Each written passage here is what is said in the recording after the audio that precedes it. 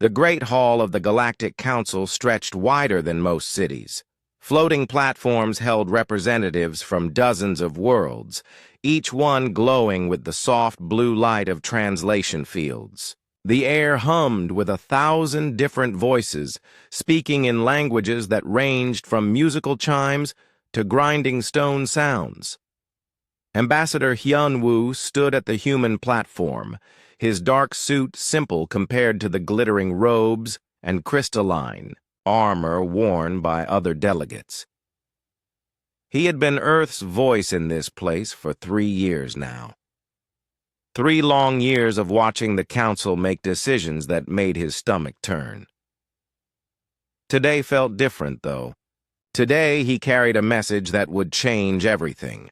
The crystalline hegemony representative Vexitar was speaking about mining rights in the Outer Rim. His body looked like living glass, and his voice sounded like wind chimes in a storm. He was explaining why it made perfect sense to use prison labor from conquered worlds to dig in the dangerous asteroid fields. The risk to our own citizens would be too great, Vexitar said, his crystal form flickering with pleased colors. These criminals can serve a useful purpose before their natural deaths. It is efficient. Several delegates nodded their agreement. The gas giant collective's representative, Korth, floated in his pressure suit like a living cloud.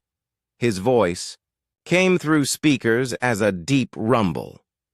The hegemony speaks wisdom. We have used similar methods in our deep atmosphere mining. The lesser species adapt well to dangerous work. Ambassador Hyun-woo felt his jaw tighten. Lesser species. They always used that phrase when they meant anyone who couldn't fight back. Zilandra, from the Hive Worlds, clicked her approval. Her insect-like body towered over most other delegates, and her 4 arms gestured expressively. My people have found that work gives meaning to otherwise useless lives. We offer this gift to many worlds. The gift of slavery, Hyun-woo thought. But he said nothing, not yet. Other voices joined in. The Void Runners praised the efficiency of using conquered populations as shock troops in dangerous territories. The Trade Federation calculated the profit margins of paying below survival wages to refugee camps. The Science Collective discussed using unwilling subjects for medical experiments, calling it advancing knowledge for the greater good. Hyun-woo listened to it all. He had listened to conversations like this for 3 years. Each time he had stood up and objected. Each time he had presented alternatives that would cost more, but hurt fewer people. Each time he had been voted down by overwhelming majorities. The human delegate wishes to speak, announced the council's AI moderator, its voice echoing through the hall. A few delegates looked toward Hyun-woo's platform. Most didn't bother. They knew what he would say. Another lecture about ethics and morality. Another waste of time. Hyun-woo stood and activated his platform's speaker system. His voice carried clearly through the vast space. Honored delegates, he began, using the traditional greeting. I stand before you today not to object to your proposals, but to inform you of a decision. That got some attention. Usually, he started his speeches with passionate pleas for considering other options. The Terran Republic has decided to withdraw from the Galactic Council, effective immediately. The hall fell silent. Even the constant background hum of translation fields seemed to quiet. Vexitar's crystalline form shifted to a confused purple color. Withdraw? You mean temporarily, surely? No, Hyun-woo said simply. We are leaving permanently. Our ships will be recalled from all joint operations. Our personnel will be removed from shared facilities. Our research will be transferred back to human control. This withdrawal is final. Korth's cloudy form rippled with what might have been laughter. Is this another of your dramatic protests, human? Do you think threatening to leave will make us change our ways? This is not a threat, Hyun-woo replied calmly. This is a notification. We have already begun the withdrawal process. As if summoned by his words, the hall's communication system chimed with incoming messages. Delegates across the chamber began receiving reports from their homeworlds. Human. Personnel were indeed packing up and leaving. Joint research projects were being abandoned. Shared military positions were being vacated. Zilandra's mandibles clicked in annoyance. You cannot simply leave. There are contracts, agreements, legal obligations. Hyun-woo nodded. All of which we will honor completely. Every debt will be paid. Every commitment will be fulfilled to the letter. We are not breaking any laws or agreements. We are simply choosing not to renew them. The Arcturian delegate, a being that looked like a walking tree made of silver, spoke up. Why now? What has changed? Nothing has changed, Hyun-woo said, and his voice carried a weight of sadness. That is exactly the problem. For 3 years we have participated in this council. We have offered alternatives to practices we found harmful. We have shared our technology freely. We have volunteered for the most dangerous assignments. We have tried to be good partners. He paused, looking around the vast hall at the hundreds of representatives. But we have finally accepted that our values are not welcome here. You have made it clear, through your votes and your words, that you consider our ethical concerns to be naive interference. You have shown us that you view compassion as weakness and efficiency as more important than justice. Your species is young, said Elder Korth of the Ancient Collective, his voice carrying the authority of millennia. You will learn that survival requires difficult choices. Perhaps, Hyun-woo acknowledged. But we choose not to learn that lesson here, among those who have forgotten that survival without honor is not truly living. The insult was subtle but clear. Several delegates began speaking at once, their voices rising in anger. But Hyun-woo continued speaking, his calm voice cutting through the noise. We do not leave in anger. We do not leave in hatred. We leave in disappointment. We had hoped to find partners who shared our belief that the strong should protect the weak, that prosperity should lift all peoples, that knowledge should be shared for the benefit of everyone. He gestured to encompass the entire hall. Instead, we found a council of predators, dressed in the language of civilization, but practicing the law of the jungle with more sophisticated tools. You dare judge us? Vexitar's crystal form flashed, angry red. Your species has existed for barely a moment compared to ours. You know nothing of the complexities of galactic governance. You are right, Hyun-woo said. We are young. We are inexperienced, we are naive, and we choose to remain so, rather than become what you have become. The chamber erupted in voices, some angry, some dismissive, a few concerned, but Hyun-woo was already shutting down his platform systems and gathering his belongings. As he prepared to leave, he activated his communicator one final time. To those few delegates who have shown kindness to humanity during our time here, we thank you. To those who have worked alongside our people with respect and friendship, we will remember you fondly. To the rest, we wish you well in your future endeavors. He stepped off the platform and walked toward the exit. Behind him, the debates continued. Some delegates were already calculating which human territories they might claim now that Earth was no longer under Council protection. Others were discussing how to divide up the lucrative trade routes that human ships had been maintaining. None of them seemed particularly upset to see him go. As Hyun-woo reached the great doors of the council chamber, he paused and looked back one last time. The hall was already returning to its normal rhythm. Delegates were returning to their discussions of mining rights and conquest profits and efficient uses of slave labor. It was as if humanity had never been there at all. Dr. So Young was waiting for him in the corridor outside. She had been Earth's chief scientific representative, working in the shared research facilities for 2 years. Her lab coat was gone, replaced by a simple travel outfit. A hover cart behind her carried boxes of personal belongings. All finished? She asked quietly. Hyun-woo nodded. All finished. How about the labs? Empty, she replied. I transferred all our research back to Earth databases and wiped the shared systems.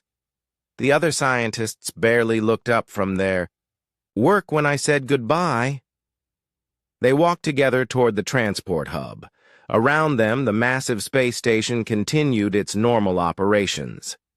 Aliens of every description moved through the corridors, conducting business, making deals, planning. Conquests. Life went on. Captain Dong-hyun was waiting at the docking bay with their transport ship. He saluted as they approached, but his face was grim. Orders confirmed from Earth Command, he reported. All human vessels are being recalled from joint. Patrol duties. The withdrawal is proceeding on schedule. Any resistance from our former partners? Hyun-woo asked. None, Dong-hyun replied. Most of them seemed relieved they wouldn't have to split patrol duties anymore. A few complained about losing our logistical support, but nobody tried to stop us from leaving. As their ship pulled away from the council station, So Young looked out the viewport at the massive structure they were leaving behind. Do you think they'll miss us? Hyun-woo was quiet for a long moment. I think they'll miss what we did for them, he finally said. But I don't think they'll miss us. The ship jumped to hyperspace, carrying the last official representatives of humanity away from the Galactic Council. Behind them, the great wheels of galactic politics continued to turn, barely disturbed by their absence. In the council chambers, the debates went on. Mining rights were allocated, conquest plans were approved, new methods of exploiting weaker species were discussed and implemented, business as usual. None of them realized that they had just lost the only people in the galaxy who had been keeping their civilization from eating itself alive. 3 months had passed since the humans left, and Minister Gildong of the Trade Federation was staring at reports that made no sense. The numbers on his holographic display showed shipping delays that shouldn't exist, supply chain failures, in sectors that had been running smoothly for years, and profit margins dropping across 17 different trade routes. Gildong rubbed his 4 eyes with his tentacled hands. His species, the Mortok, had been merchants for thousands of years. They understood trade routes better than anyone in the galaxy, but these reports were showing problems in places that had never had problems before. Computer, show me the Kepler. Sector shipping manifests for the last 6 months, he commanded. The hologram shifted, displaying a complex web of trade routes. For the first half of the timeline, everything looked normal. Ships moved in orderly patterns, deliveries arrived on schedule, and goods flowed smoothly between worlds. Then, exactly 3 months ago, chaos began. Ships that had been making regular runs suddenly stopped. Cargo containers piled up at transfer stations with no one to move them. Entire shipping lanes that had operated like clockwork for decades were now experiencing delays and failures. Gildong zoomed in on the most problematic routes. They all had one thing in common. They passed through dangerous areas, asteroid fields with unstable orbits, nebulas that interfered with navigation, systems, regions where pirates liked to hide. The routes that still worked smoothly were the safe ones, the profitable ones, the ones that every trading company wanted to run. A cold feeling settled in Gildong's stomach as understanding dawned. The humans had been running the dangerous routes, all of them. They had volunteered for every shipping lane that other species considered too risky or too unprofitable. They had done it quietly, efficiently, without complaint. And now they were gone. Computer, show me human shipping contracts for the past 3 years. The data that appeared made Gildong's tentacles curl in dismay. The humans had been handling over 40% of high-risk cargo transport. They had been maintaining supply lines to frontier colonies that barely broke even. They had been keeping trade flowing to worlds that couldn't afford to pay premium shipping rates. Other trading companies had been happy to let the humans take these jobs. Why risk your own ships and crews on dangerous runs when the naive newcomers were willing to do it for cost? Now those routes were abandoned. The frontier. Colonies were running out of supplies. The dangerous but necessary shipping lanes were being avoided by every sensible captain in the galaxy. Gildong's communicator chimed with an urgent message from the Outer Rim Colonies Association. Colony Governor Talmin's image appeared, his blue-scaled face tight with worry. Minister Gildong, we need to discuss the supply situation immediately. Our medical shipments are 3 weeks overdue. Food supplies are running low on 6 different worlds. What happened to the shipping contracts? Gildong's tentacles twisted nervously. There have been some changes in our shipping arrangements. The companies that previously handled your routes are no longer available. Not available? What does that mean? We have people dying here while we wait for medicine.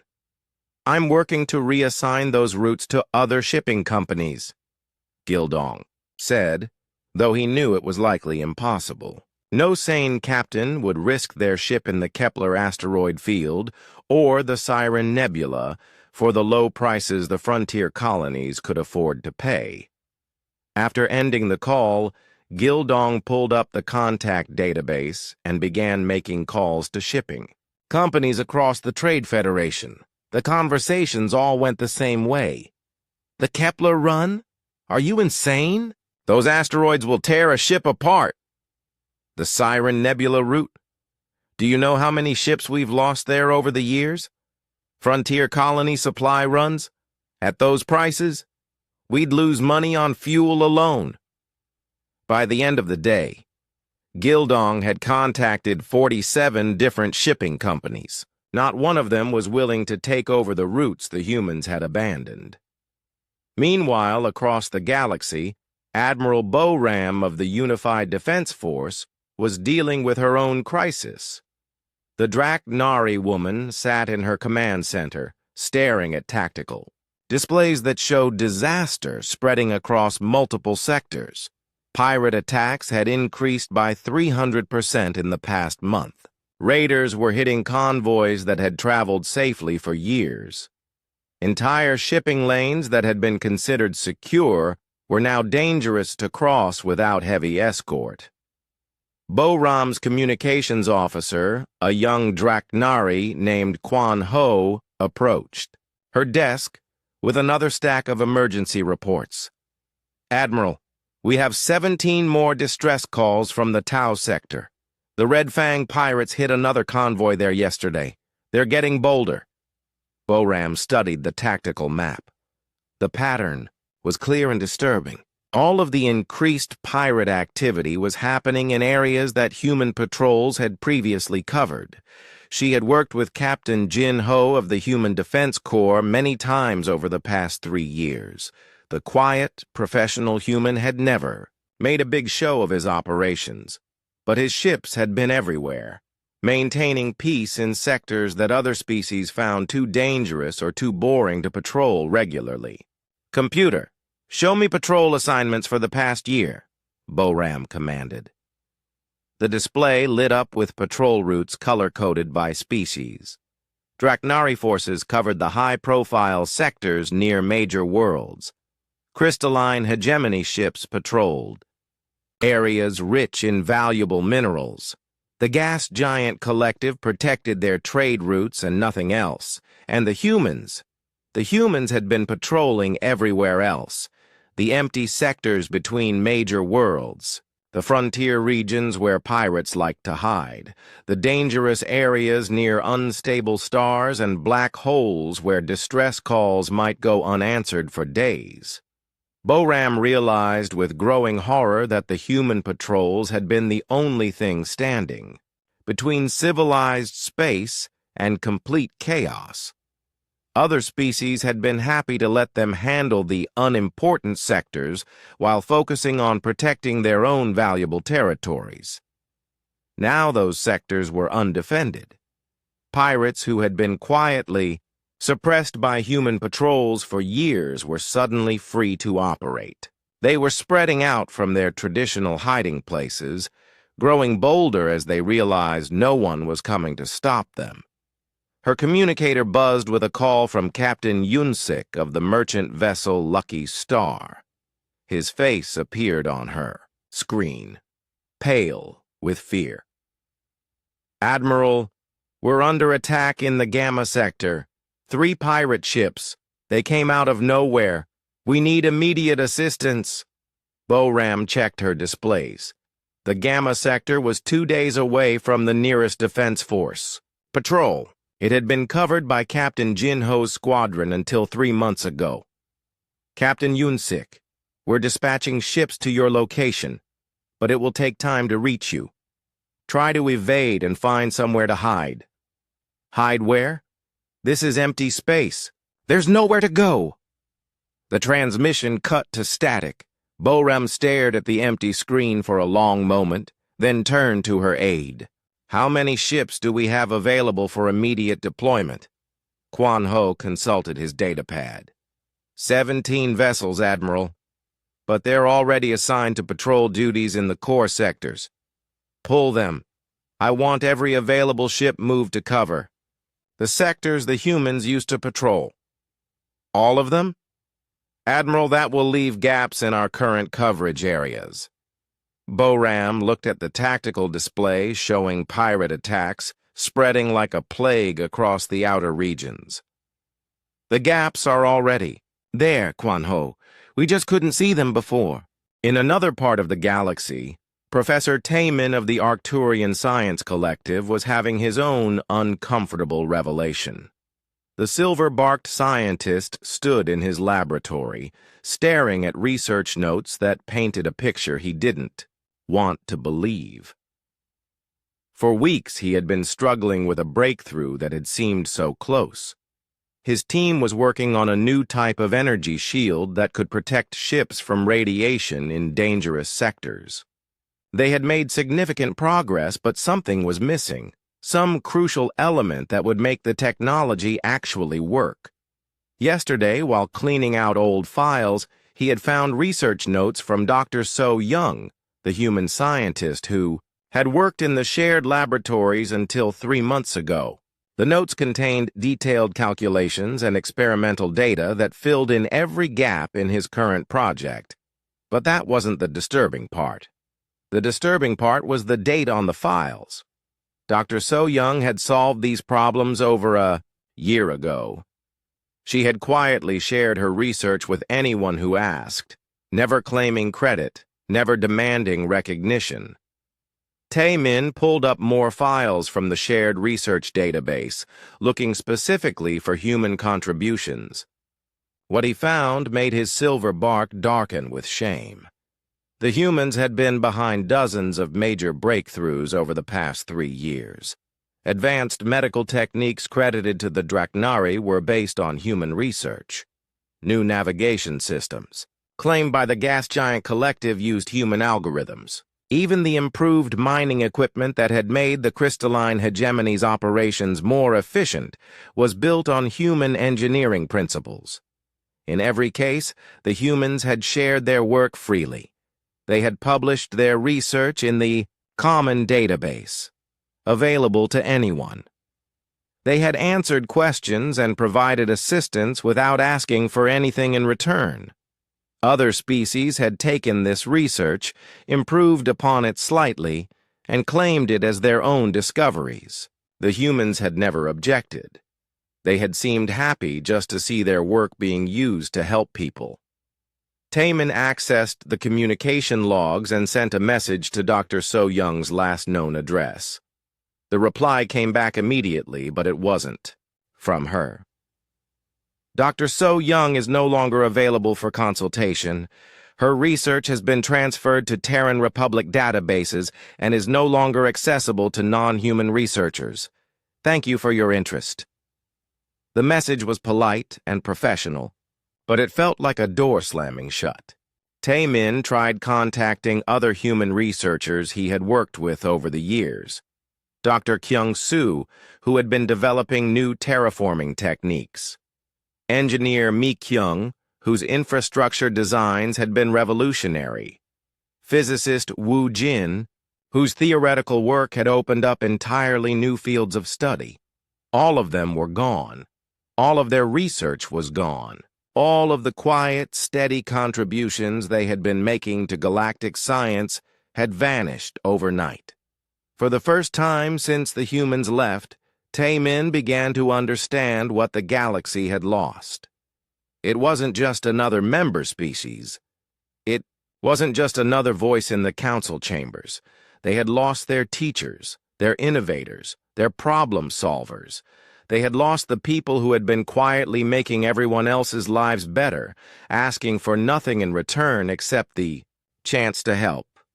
And now, as supply lines failed and pirates ran wild and research projects ground to a halt, the galaxy was beginning to feel the true cost of their departure. The humans had left in silence, without drama or threats. But their absence was screaming. 6 months after the humans left, Chancellor Nalthek of the Void Runners paced in his command chamber like a caged predator. The reptilian leader's scales had turned a dark, angry red, and his tail lashed behind him as he stared at reports from the outer colonies. 3 worlds were in open rebellion. 2 more were threatening to declare independence. The colonial governors were demanding explanations for why their problems were being ignored, why their requests for help went unanswered, and why the peacekeeping forces that had maintained order for years had simply vanished. Nalthek knew the answer, but he refused to admit it. The humans had been managing the outer colonies. Commodore Hay-Wan and her people had been the ones keeping peace in those distant worlds, handling disputes with patience and fairness instead of the iron fist that the Void Runners preferred. Chancellor, his aide, Sub-Commander Kilho, entered the chamber with another stack of emergency reports. The situation on Kepler 7 has gotten worse. The mining unions have taken control of the capital city. Nalthek's claws scraped against his desk. Send the 7th Fleet. Show these rebels what happens when they defy the Void Runners. Sir, the 7th Fleet is already deployed to handle the uprising on Tau Ceti. The 3rd Fleet is dealing with the rebellion on New Draken. We don't have enough ships to... We have the largest military in the galaxy, Nalthek roared. How can we not have enough ships? Kilho's scales paled to a nervous yellow. Sir, we have many ships, but most of them are designed for conquest, not peacekeeping. When we tried to use standard military tactics on the protesters at New Dracon, it only made them angrier. They started calling us oppressors and occupiers. Nalthek stopped pacing. The truth was starting to sink in, though he fought against it. The Void Runners had always been conquerors. They took worlds by force and held them through fear. But the humans had shown a different way. They had maintained order through respect, solved problems through negotiation, and kept people happy through fair treatment. The Void Runners had been content to let the humans handle the boring work of colonial administration while they focused on expanding their territory. Now, those colonies were learning what life was like under pure Void Runner rule, and they didn't like it. "What about the other council species?" Nalthek asked.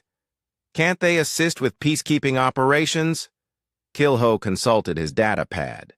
"The crystalline hegemony says they're too busy with their mining operations. The gas giant collective claims they don't have ships suitable for atmospheric operations. The Trade Federation says peacekeeping isn't profitable enough to justify the expense. And the others?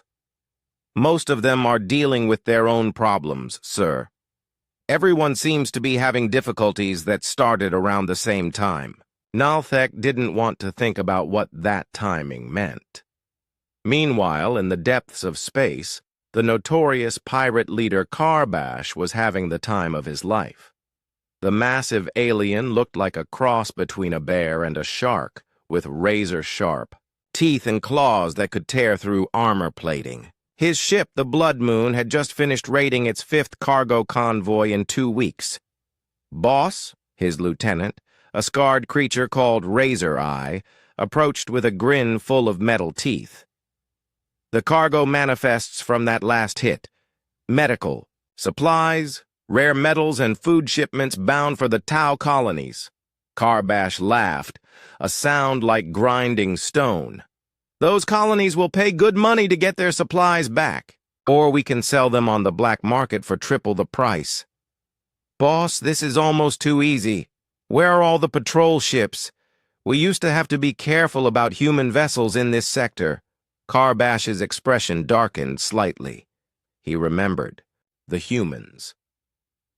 Captain Jin Ho and his crew had been relentless in hunting down pirates. They had never been cruel or vicious like some species, but they had been absolutely determined. If you raided in human patrol areas, they would find you. They would arrest you. They would make sure you faced justice. But now they were gone, and their patrol routes were empty. "The humans have left," Karbash said simply. "And none of the other species want to patrol these boring sectors. They're all protecting their own valuable territories and leaving the frontier areas to us." Razor Eye grinned wider. "So we have free run of half the galaxy?" "It looks that way." Karbash studied the star charts on his command screen. Dozens of shipping routes were now undefended. Hundreds of convoys traveled through space with no protection except what they could provide for themselves. "Boss, what about the Defense Force? Won't they send ships to stop us?" Karbash pulled up intelligence reports on his screen. "The Defense Force is spread too thin. They're trying to cover the same area with half the ships. By the time they respond to an attack, we're already 3 systems away with the cargo." It was true. Admiral Boram's forces were struggling to maintain even basic security. Every time they responded to one pirate attack, 3 more happened in undefended sectors. The pirates were growing bolder, attacking larger convoys and moving closer to major trade routes. "Set course for the Vega shipping lane," Karbash ordered. "I hear there's a luxury liner traveling through there next week. Rich passengers always pay the best ransoms." In the Arcturian Science Complex, Professor Taemin was facing a crisis that threatened not just his research, but the lives of millions. The plague that had started in the insectoid colonies was spreading faster than anyone had predicted. Entire hive cities were going dark as the disease killed everything in its path. Taemin stood in his laboratory surrounded by the galaxy's best scientists. Researchers from a dozen different species worked frantically at analysis stations, trying to understand the plague and find a cure. But despite all their efforts, they were making no progress. "The viral structure makes no sense," reported Dr. Zektar of the Hegemony, his crystal form flickering with frustrated colors. It seems to adapt faster than we can analyze it. Our computer models keep failing, added Professor Yildar from the Gas Giant Collective. Every time we think we understand how it spreads, it changes its behavior. Taemin stared at the displays showing the plague's progression. Red zones marked infected areas, and they were growing larger every day. Soon the plague would reach the major trade routes. Then it would spread to every inhabited world in the galaxy. Sir, his assistant, a young researcher named Dalsu, approached with a concerned expression. I've been going through the old research files again. There's something you need to see. Dalsu activated a holographic display showing research notes and experimental data. The files were dated over a year ago, and they were signed by Dr. Wu Jin of the Terran Republic. Dr. Wu Jin was studying similar viral structures, Dalsu explained. He predicted that this type of plague might emerge in the insectoid colonies. He even developed preliminary treatments. Taemin felt his bark turn cold. Where is this research now? Gone, sir. When the humans left, they took all their data with them. Dr. Wu Jin's research station in the Outer Rim was abandoned. His files were wiped from the shared databases. Can we contact him? Ask for his help? Dalsu shook his head sadly. I tried. Sir, all communications to human research facilities are being blocked. They're not accepting calls from non-human sources. Taemin looked around his laboratory at the dozens of brilliant scientists who couldn't solve a problem that one human researcher had seen coming over a year ago. Dr. Wu Jin had tried to warn the council about potential plague outbreaks. He had presented his research at scientific conferences.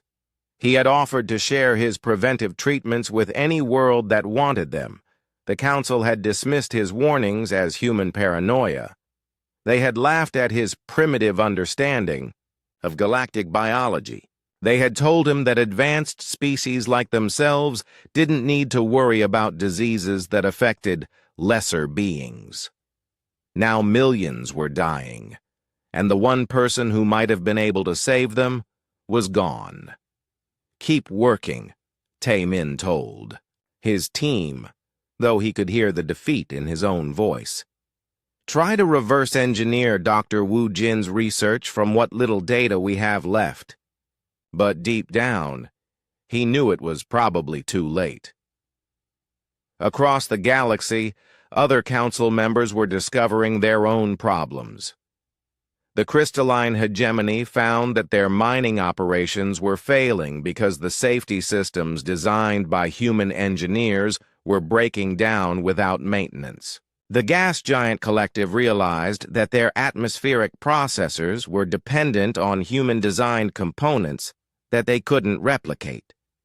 Trade Federation merchant ships were stranded in space when their navigation systems failed. Systems that had been quietly upgraded and maintained by human technicians. The ancient collective's archaeological sites were being abandoned as the security measures implemented by human peacekeepers proved impossible to replace. Each species was learning the same painful lesson. The humans hadn't just been participants in galactic civilization. They had been the foundation that held it all together, but pride and stubbornness prevented most council members from admitting this truth.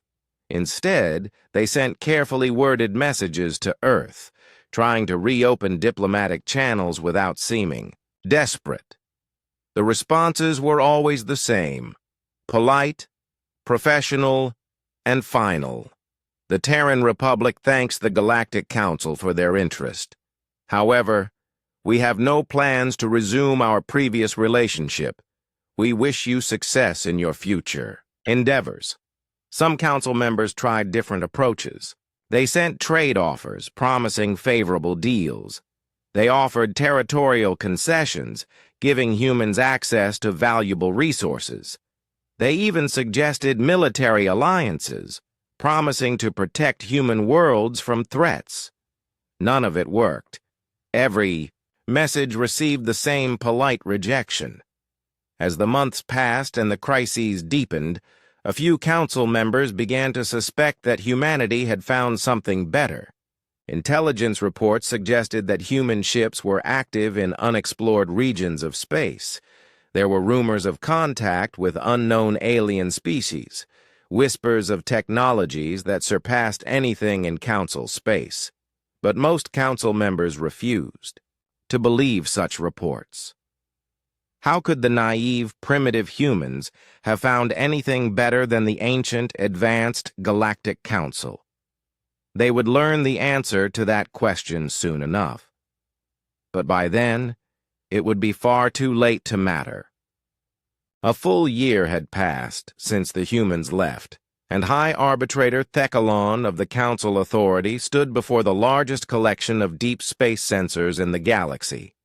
The ancient being's multiple eyes focused on screens showing data from thousands of monitoring stations scattered across known space. Thecalon had authorized an unprecedented expense to find out what humanity was doing.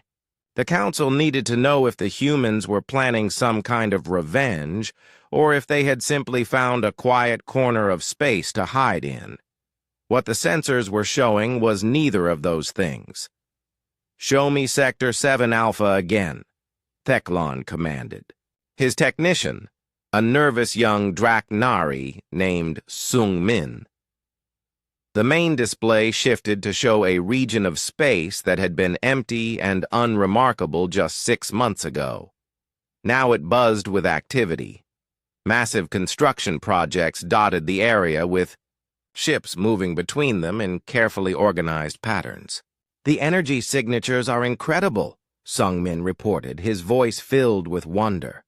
"Whatever they're building out there, it's using more power than some of our major space stations."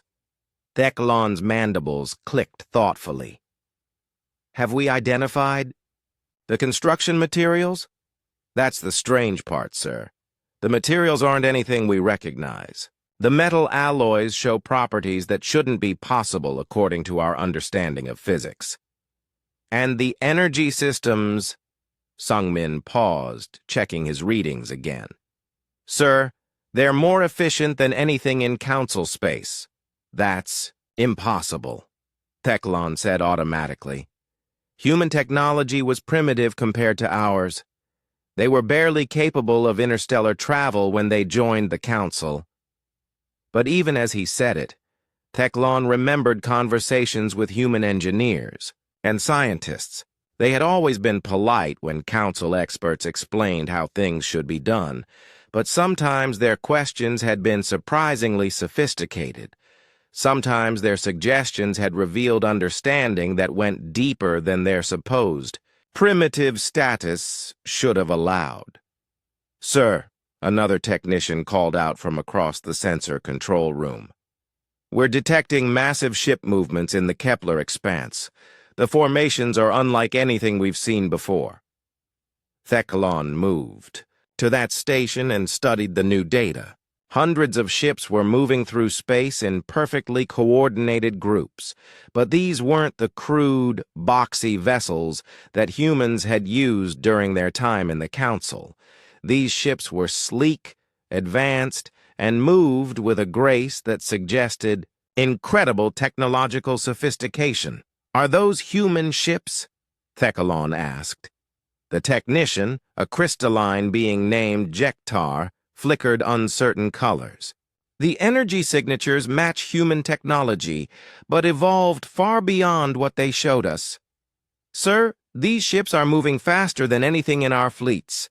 Their weapon signatures suggest firepower that could challenge our best battleships." Thecalon felt a cold certainty settling in his chest. The humans hadn't been showing their true capabilities during their time in the Council.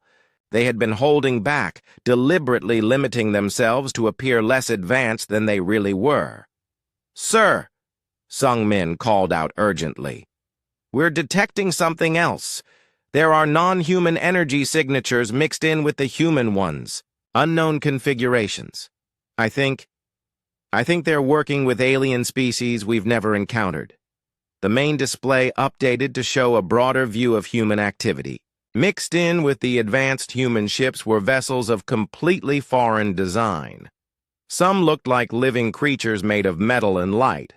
Others appeared to be built from materials that shifted and flowed like liquid, but held solid shapes. How? Many unknown species? Thecalon asked quietly. At least 3 distinct technological signatures, sir. Possibly more. They're all working together on these construction projects. Thecalon stared at the display for a long moment. The implications were staggering. Not only had humanity been hiding their true technological capabilities, but they had also made contact with advanced alien civilizations that the Council didn't even know existed. Have we detected any communications between these groups? Jektar's crystal form shifted to worried purple. Yes, sir, but we can't decode them. They're using encryption methods that are completely beyond our capabilities. It's as if they anticipated our attempts to listen in. Of course they had. Intelligence Officer Gyum-ho had always been thorough in his work.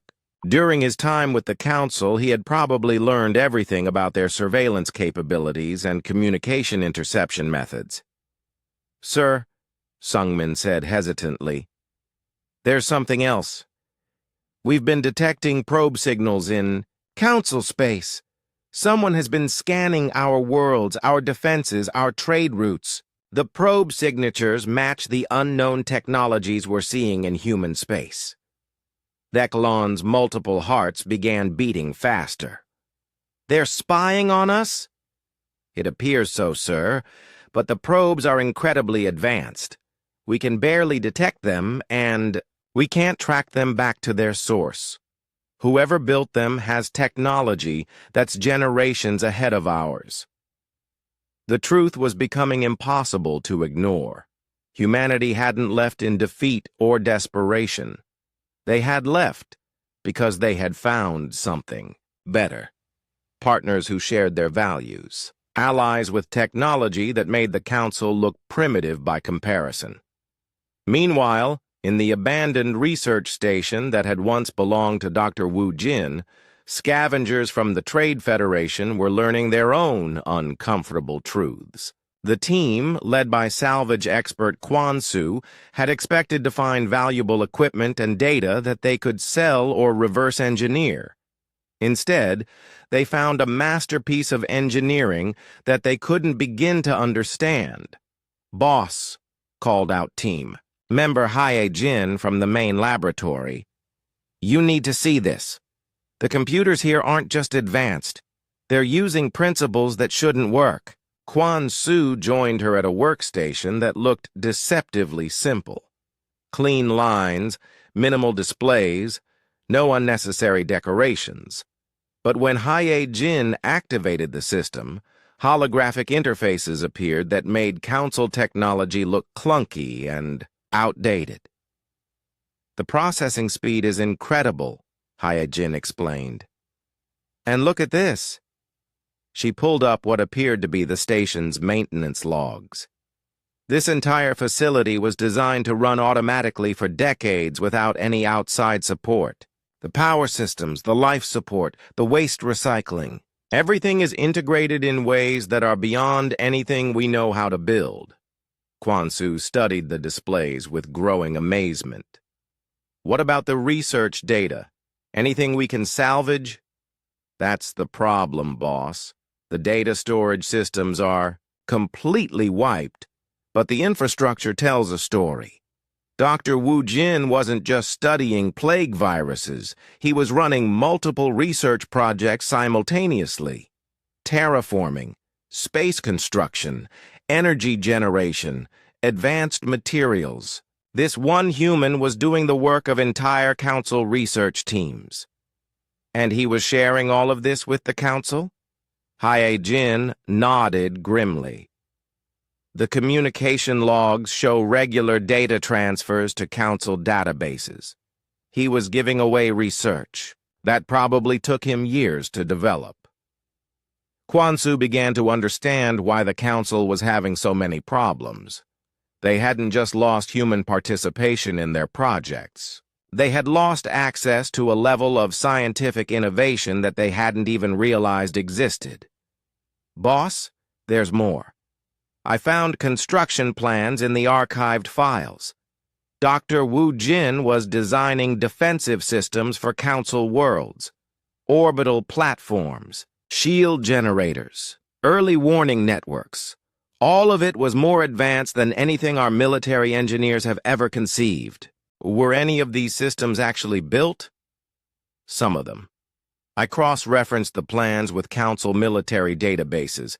Several frontier worlds have defensive installations that match Dr. Wu Jin's designs. The worlds probably don't even know how advanced their defenses really are. Quansu felt a chill run through his body. Are you saying that human-designed systems are still protecting Council worlds? Not just protecting them, boss. From what I can see in these files, some of our most important infrastructure is dependent on human engineering. Power grids, communication, networks, transportation systems. If the humans had wanted to cripple the Council before they left, they could have done it easily. But they didn't. No, boss. They left everything running perfectly. They even included automated maintenance routines that will keep their systems working for years without any human oversight. The implications were disturbing. The humans had been so deeply integrated into Council infrastructure that they could have destroyed galactic civilization with a few keystrokes. Instead, they had quietly left everything in working order and walked away. Back in Council space, intercepted. Communications were revealing even more troubling information. The humans had indeed made contact with multiple unknown species, and these new allies were sharing technologies freely with each other. Energy weapons that could disable ships without destroying them. Medical techniques that could cure diseases, thought to be incurable. Terraforming methods that could make dead worlds bloom with life in years instead of centuries. But most disturbing of all were the reports of human military capabilities, ships that could appear and disappear at will, weapons that could strike with pinpoint accuracy across impossible distances, defensive systems that could protect entire solar systems from attack.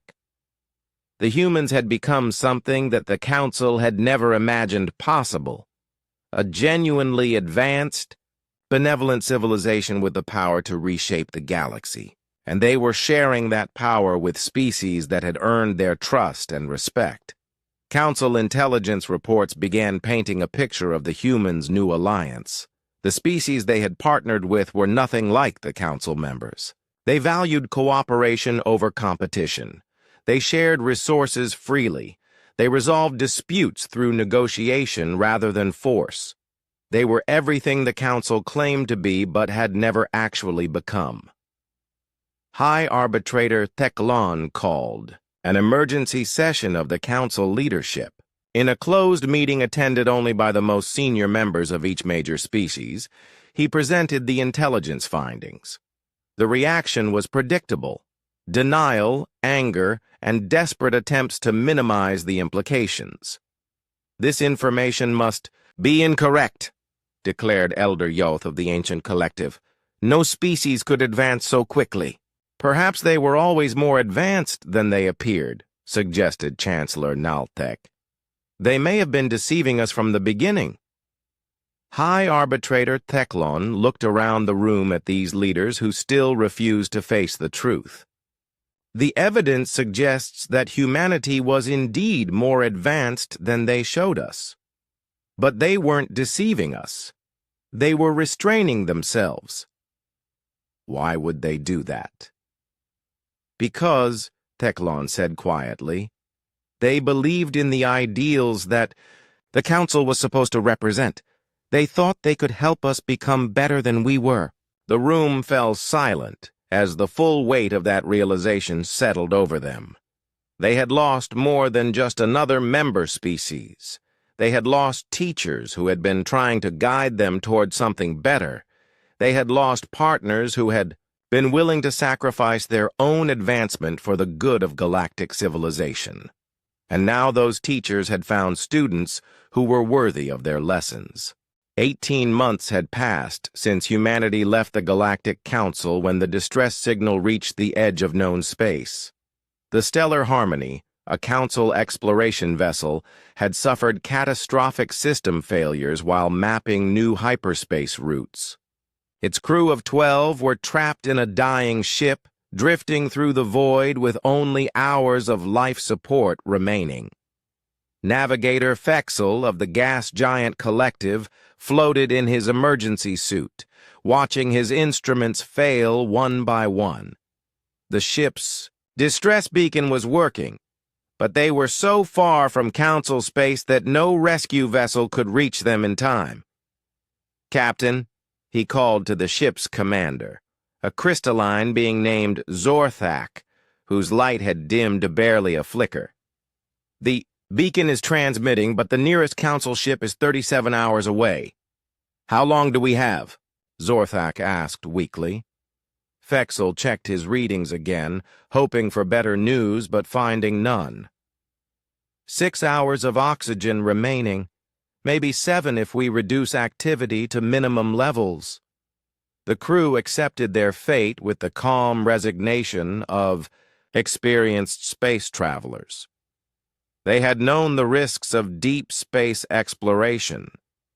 They had simply had bad luck with their ship's systems. Then, the impossible happened. "Captain." The communications officer, a young Draknari named Wanshik, suddenly called out with excitement. "I'm detecting an approaching vessel. It's moving faster than anything I've ever seen."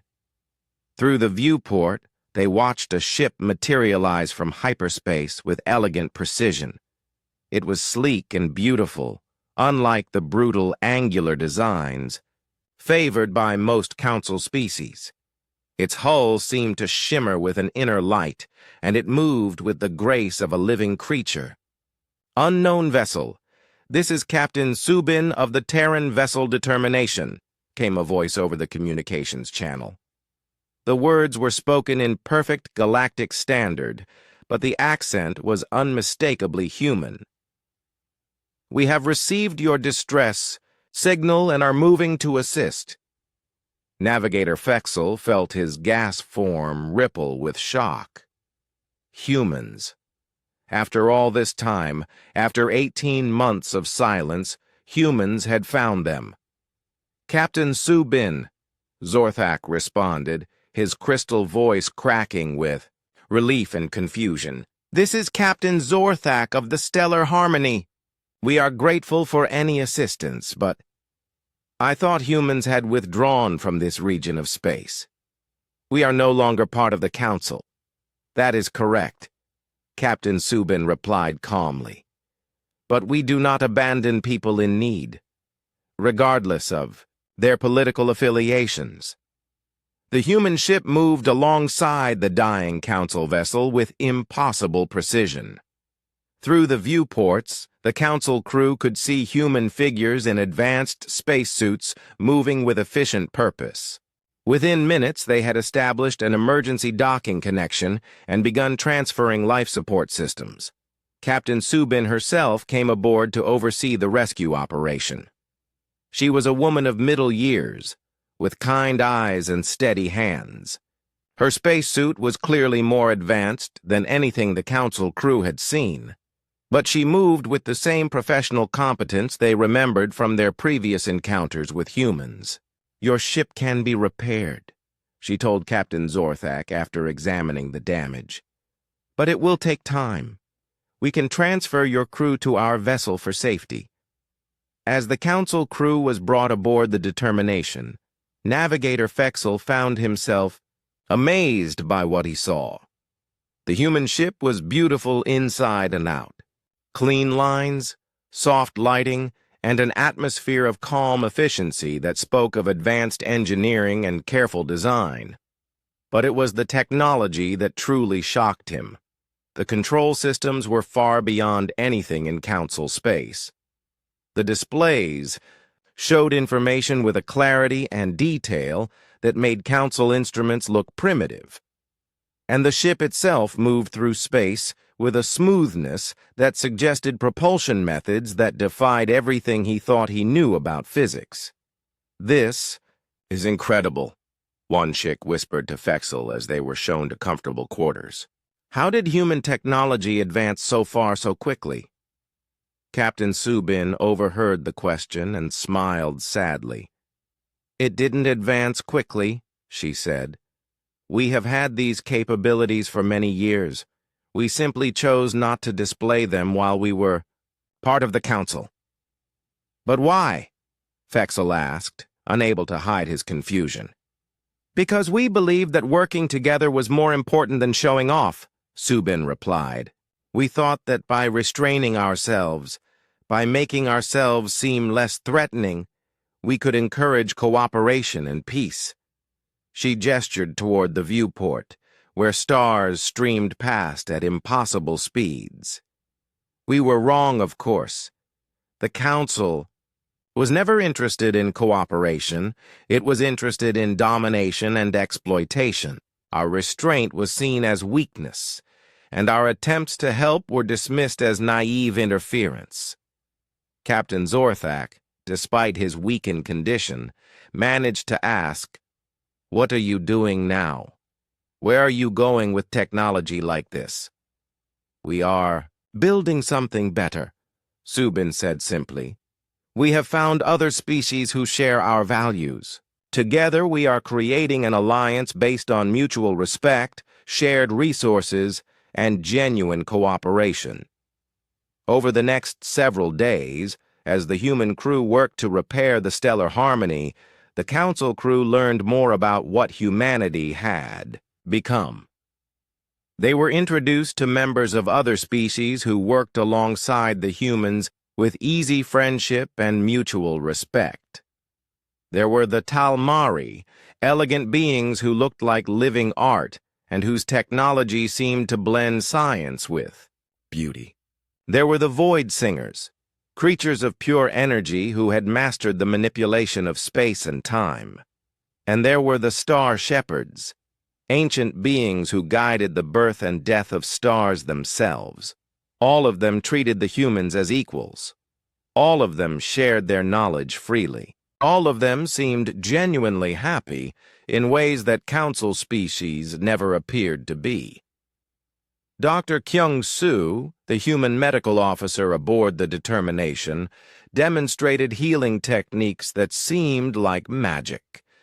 He could cure diseases with treatments that worked in minutes instead of weeks. He could repair injuries that Council medicine considered permanent disabilities. "How is this possible?" one Shik asked as he watched Dr. Kyung-soo heal a chronic pain condition that had bothered him for years. "We learned from our new friends," Dr. Kyung-soo explained. "The Talmari understand biology in ways we never imagined. The Void Singers know how energy interacts with living tissue.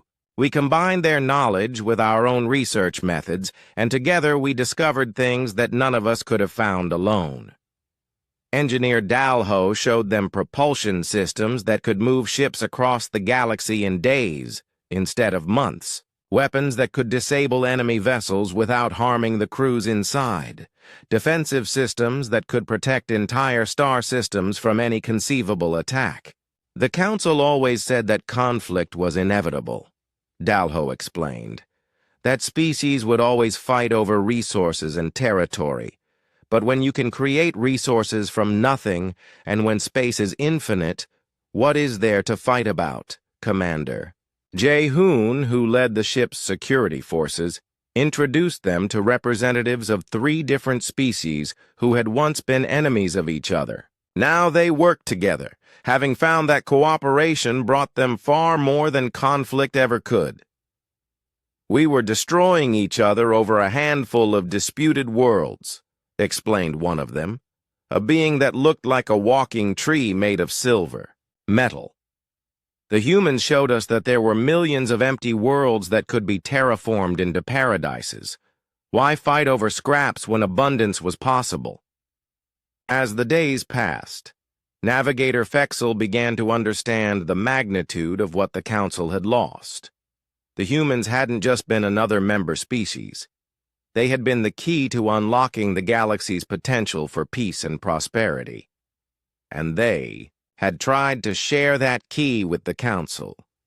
Every piece of technology they had contributed, every solution they had offered, every compromise they had suggested had been a step toward the kind of civilization they were now building with their new allies. The Council had rejected all of it. When the repairs to the stellar harmony were complete, Captain Subin gathered the Council crew for a final meeting. "You are free to go," she told them. "Your ship is not only repaired, but improved. The upgrades we have made will allow you to travel faster and more safely than before." "Why?" Captain Zorthak asked. "Why help us? Why improve our ship? The Council treated your people badly." Subin was quiet for a moment, looking out at the stars through the viewport. "Because that is who we are," she said finally. "We help people who need help. We improve things that can be improved. We try to make the galaxy a better place for everyone in it." She turned back to face them. "The Council leaders may have treated us poorly, but you are not the leaders. You are explorers, researchers, people trying to expand the boundaries of knowledge. That is work worth supporting regardless of politics." As the stellar harmony prepared to depart, Wanshik asked the question that had been bothering him since. The rescue began. "Will you ever come back to the Council? Will you give us another chance?" Captain Subin smiled, but there was sadness in her eyes. "The Council has made its choices," she said. "You chose exploitation over cooperation. You chose domination over partnership. You chose profit over compassion." She gestured toward the human ship and its diverse crew. "We have found partners who made different choices. We will not abandon them to return to a system that rejected our values." "But the Council is in trouble without you," Fexel said desperately. "The plague in the insectoid colonies, the pirate attacks, the colonial rebellions. People are dying." "Yes," Subin acknowledged. "And that troubles us greatly, which is why we will continue to help where we can, not as Council members, but as neighbors who care about all sentient life." "Help how?" "Medical supplies for the plague, escort ships for merchant convoys traveling through dangerous areas, peacekeeping assistance for worlds that request it." Subin's expression grew firm. "But we will not return to the Council chambers. We will not pretend that the system can be reformed from within when it has shown no interest in reform." As the stellar harmony jumped back toward Council space, its crew carried with them a message that would shake the foundations of galactic politics. Humanity had not disappeared. They had not retreated to lick their wounds. They had not failed in their attempts to build something better. They had succeeded beyond anyone's wildest dreams, and they had done it without the Council's help. Navigator. Fexel spent the journey home writing a detailed report of everything he had seen and learned. When the stellar harmony finally reached Council space, his report would be the first confirmed intelligence about humanity's new status. The Council would learn that they had not lost their weakest member.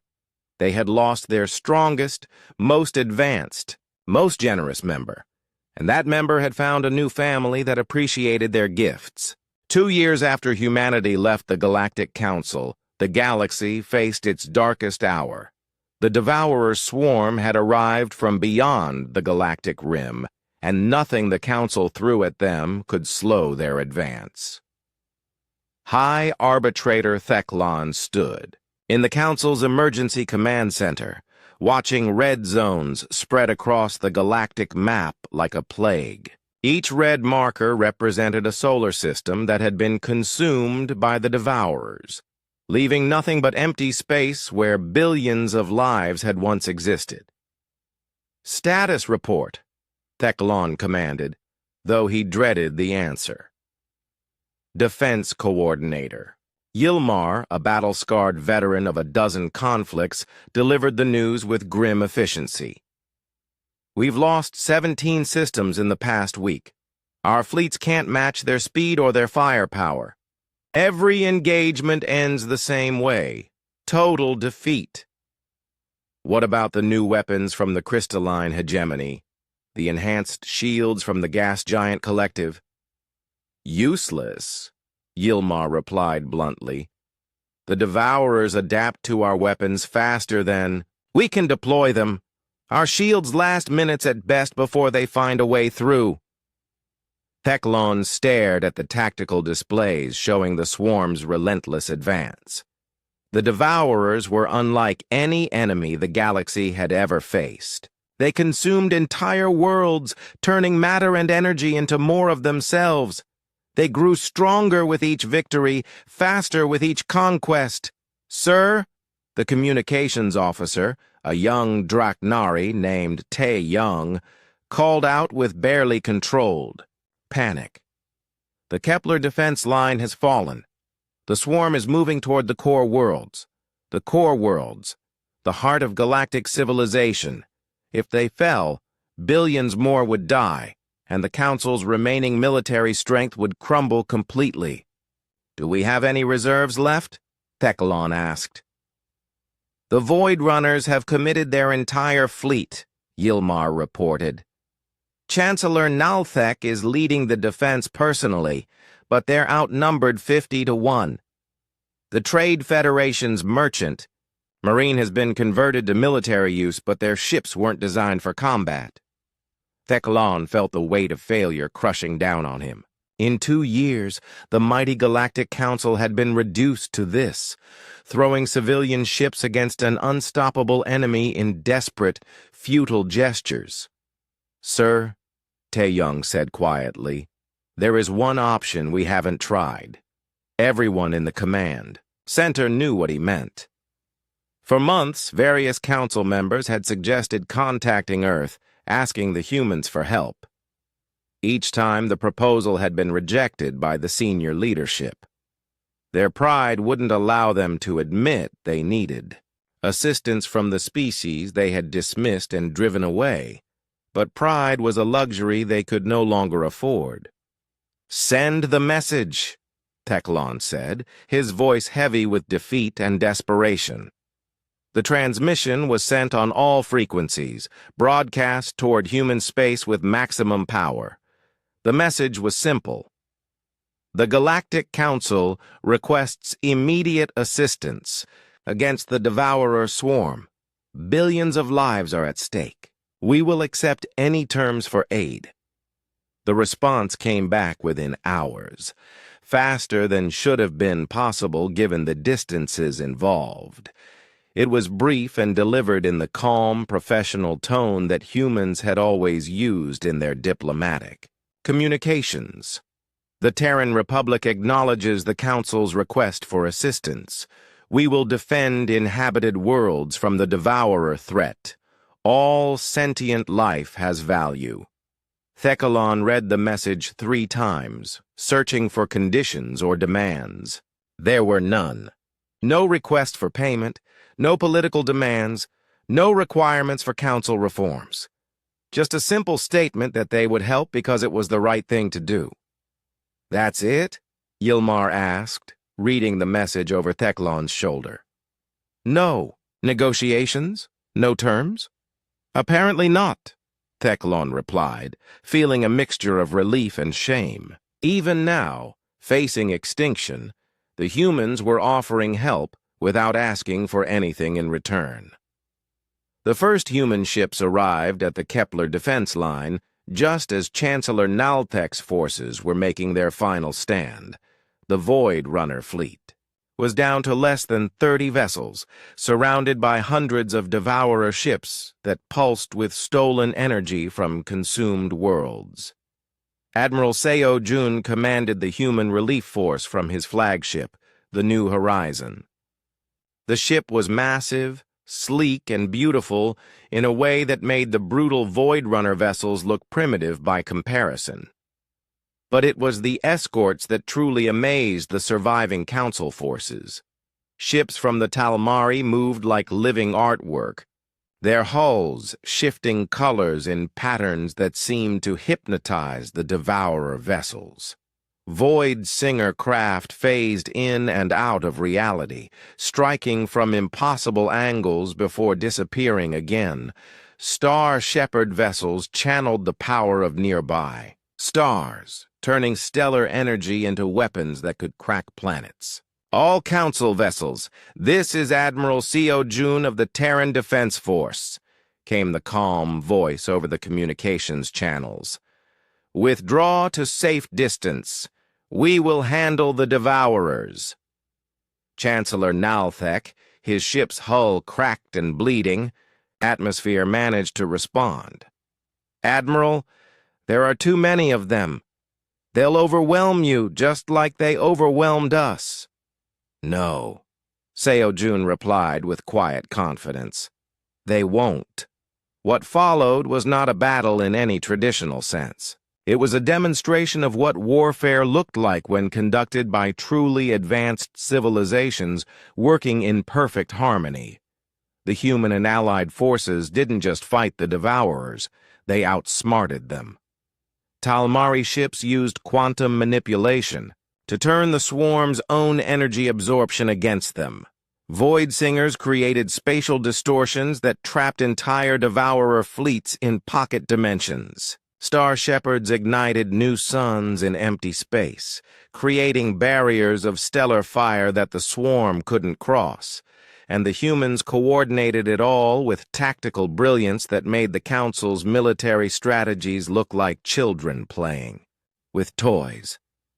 Fleet Commander Minho led a squadron of ships that seemed to dance through the Devourer formations, their weapons striking with surgical precision that disabled enemy vessels without destroying them completely. Dr. Yunji commanded hospital ships that moved fearlessly through the battle zone, rescuing survivors from both Council and Devourer vessels. They're saving the Devourers too? Chancellor Nalthek asked in amazement as he watched human medical ships extracting surviving crew members from damaged swarm vessels. The Devourers are not evil, Admiral Seo Jun explained over the communications channel.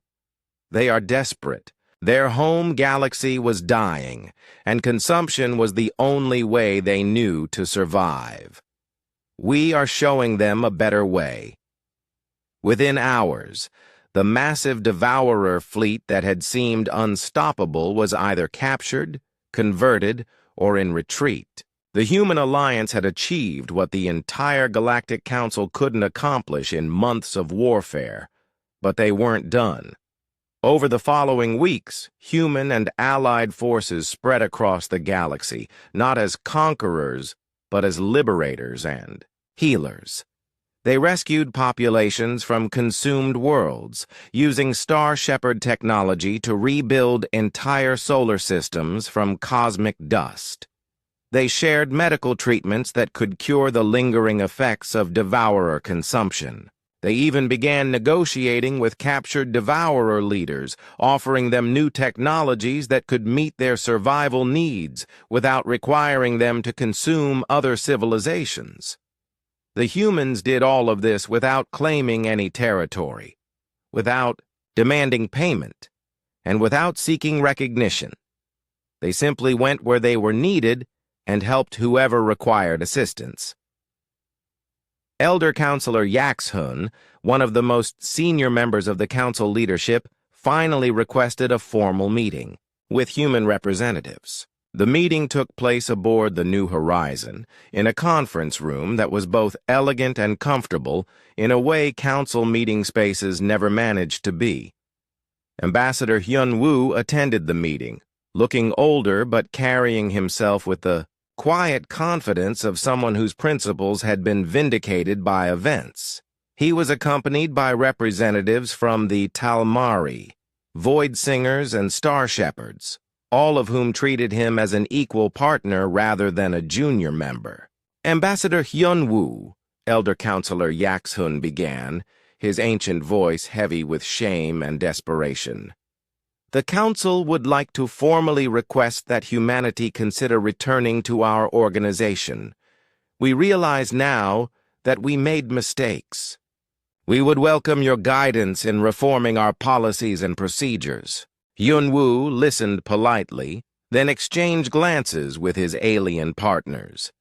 The Talmari representative, whose name sounded like musical chimes, spoke in harmonious tones that the translation systems rendered as gentle but firm words. The Terran Republic's decision to withdraw from the Council was not made lightly, she said. It was the result of careful consideration of fundamental value differences that proved irreconcilable. The Void Singer representative, existing as a shifting pattern of light and energy, added their thoughts. Our alliance is built on principles of mutual respect, shared resources, and genuine cooperation. These principles were repeatedly rejected by the Council during humanity's membership.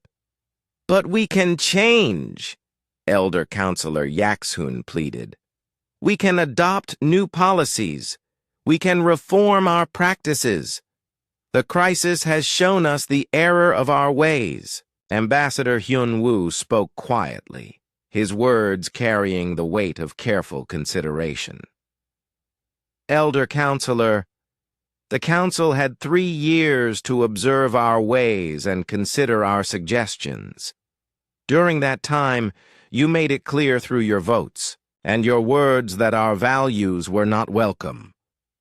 He gestured toward his alien companions. We have found partners who share our vision for what galactic civilization could become. We have built something based on cooperation rather than exploitation, on justice rather than mere efficiency. But the galaxy needs you, Yak-hun said desperately.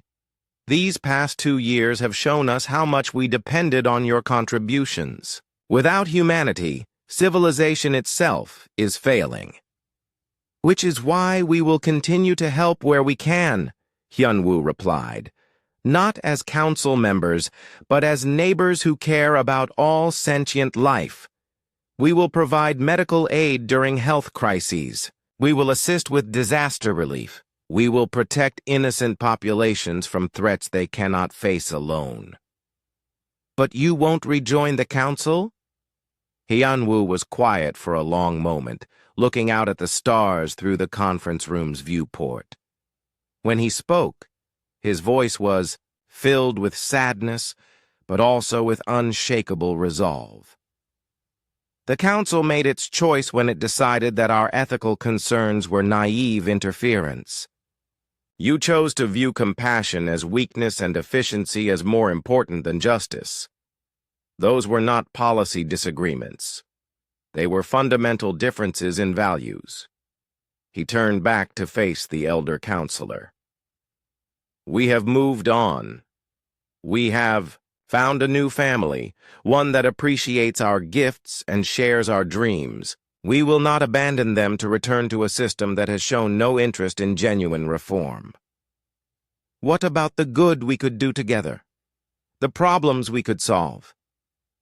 We are solving problems, the Star Shepherd representative said, their voice carrying the authority of eons. We are healing wounded worlds, preventing conflicts through diplomacy, and sharing knowledge freely with any species that approaches us in good faith.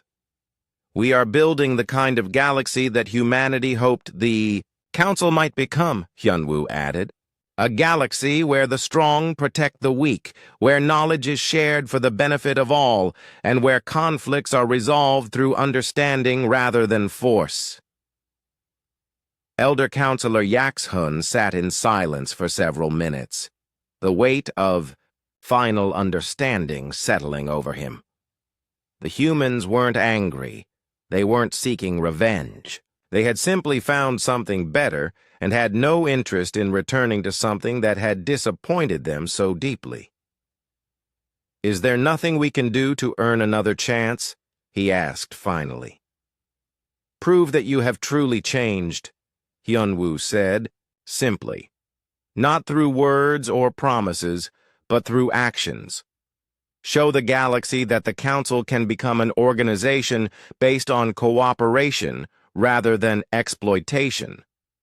Demonstrate that you value justice over mere efficiency. And if we do, then perhaps generations from now, our children might find common ground that we could not. As the meeting ended, and Elder Counselor Yax-Hoon returned to Council space, he carried with him the final understanding of what had been lost. The humans had not been the Council's weakest member. They had been its greatest hope for evolution and growth, and that hope was now building something magnificent with partners who had proven worthy of humanity's trust. The Galactic Council would survive. The immediate crisis was over, and the humans would continue to provide assistance when truly needed. But the Council would survive as a diminished thing, a relic of an older, crueler way of thinking. Meanwhile, in the growing network of worlds that made up the human alliance, a new kind of civilization was taking shape, one based on the radical idea that different species could work together as equals, sharing their strengths and supporting each other's weaknesses. It was everything the Galactic Council had claimed to be, but had never actually become. And at its heart were the humans, the species that had tried to teach an old galaxy new ways of thinking, and when that failed, had found students worthy of their lessons.